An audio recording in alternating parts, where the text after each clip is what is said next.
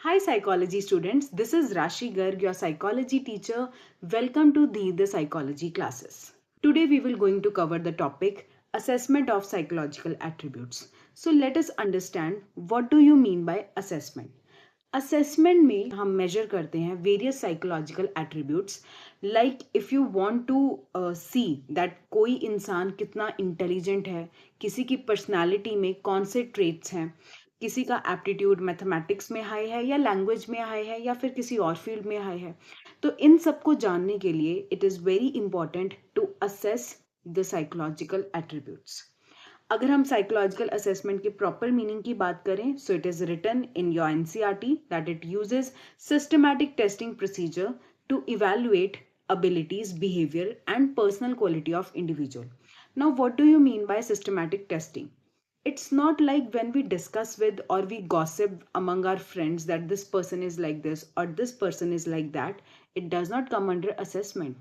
Assessment is the proper system जिसमें आप किसी के बिहेवियर को, किसी की क्वालिटीज को असेस करते हैं. असेसमेंट के टाइप्स की बात की जाए तो we have two types of assessment, that is formal assessment and informal assessment. Now, what do you understand by formal assessment? Formal assessment means it is objective, it is standardized, and it is organized.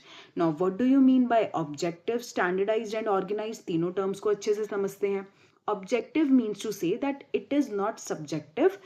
Subjective वो assessment हो जाती है which it varies from one assessor to another. Objective में we have all the number of items, all the number of given statements, and we have to ask the other person, we have to test the person on that statements, and we come to the conclusions.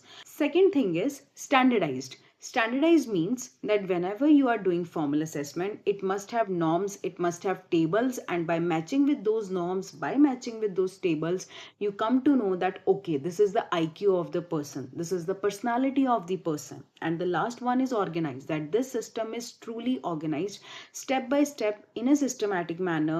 You do your formal assessment and come to the conclusion that जो person की आप assessment कर रहे हैं वो किस attribute में high है और किस में low है. बात करते हैं इनफॉर्मल असेसमेंट की. So simple meaning very from one assessor to another because यहाँ पर सब्जेक्टिव इंटरप्रिटेशंस आ जाती हैं. अब बात कर लेते हैं एग्जाम्पल की. A very good example is given in your book that there is one boy and उसकी पर्सनालिटी में जो डोमिनेंट पर्सनालिटी करके आ रहा है, it means we could able to predict कि अगर कल को बच्चे को हम टीम का लीडर बनाते हैं तो how he will going to behave. अगर एकेडमिक स्कोर में लैग कर रहा है कोई बच्चा तो we could assess the intelligence, we could assess the personality of a person. अगर उसके मैरिज रिलेशनशिप में या उसके फैमिली मेम्बर्स के रिलेशनशिप्स में उसके साथ कुछ ना कुछ प्रॉब्लम आ रही है. So basically to help that person to come to the conclusion, to predict the things, उसकी आगे फ्यूचर में हेल्प करने के लिए we do assessment. Now the next topic is some domains of psychological attributes. कुछ डोमेन्स की बात करेंगे. साइकोलॉजिकल एट्रीब्यूट्स हैवी वर्ड है बट वेरी इजी.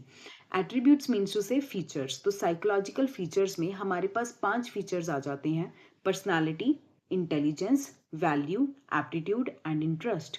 सबसे पहले हम बात करेंगे इंटेलिजेंस की.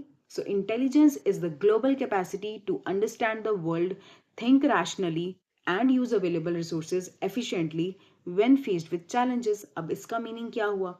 सबसे पहले लिखा है global capacity to understand. Globally cognitive competence को देखा जाता है that where you stands. Think rationally, आप कितनी समझदारी से सोच रखते हैं एंड आप अपने अवेलेबल रिसोर्सेज को कितने अच्छे तरीके से यूज़ कर लेते हैं. जब भी कभी स्कैर्सिटी हो, कभी आप चैलेंजेस के साथ फेस कर रहे हैं, फॉर एग्जांपल आपके पास टाइम की शॉर्टेज है और आपका क्लास टेस्ट रख दिया गया है, कम रिसोर्सेज के साथ आप कैसे डेकोरेशन करवा रहे हो.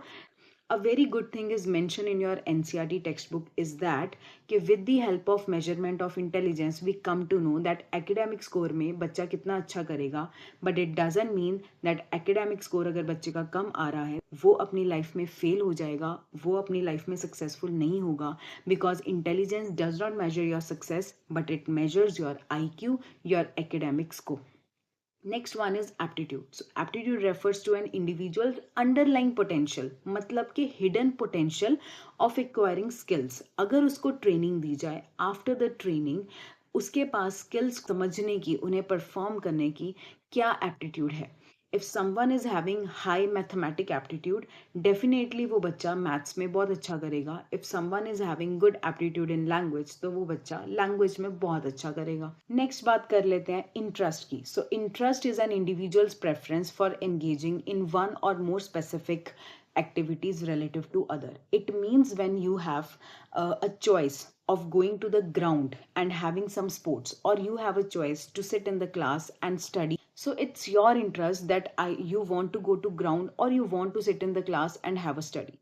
This is your interest that जब आप एक चीज को दूसरे के ऊपर रिलेटिव टू अदर आपकी प्रेफरेंस है दैट मुझे इस एक्टिविटी में इंडल्ज होना है as compare to this. You often have this situation in your school when teachers ask you to choose among the subjects. So your interest shows that why you chose psychology over the other subjects. Next one is personality. So it refers to relatively enduring characteristics of person that make her or him distinct from other. आपको दूसरे से भिन्न बनाते हैं, distinct बनाते हैं. This is your personality. It's basically your characteristics. Example given है that आपके जो individual characteristics हैं, for example submissive or dominant, outgoing or withdrawn, moody or emotionally stable. Definitely यहाँ से हम आपका बिहेवियर जो है वो जान पाएंगे एंड प्रिडिक्ट कर पाएंगे in the upcoming situation. And the last psychological attribute is values. So values are enduring beliefs about an ideal mode of behavior. एक अच्छा mode of behavior के क्या beliefs हैं, आपके क्या beliefs हैं, हमें कैसा behave करना चाहिए, that is your value system. For example, a person having a value sets a standard for guiding his or her actions in life. Definitely आपकी values ही आपकी actions को guide करते हैं.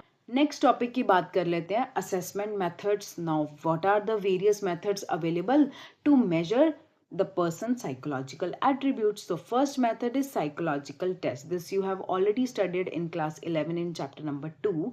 So psychological test की बात करें, objective and standardized measure of an individual's mental और behavioral characteristics. एक इंसान के mental और behavioral characteristics को लेकर एक standardized और एक objective measure. Objective और standardized दोनों का meaning मैंने आपको इसी वीडियो में clear कर दिया है.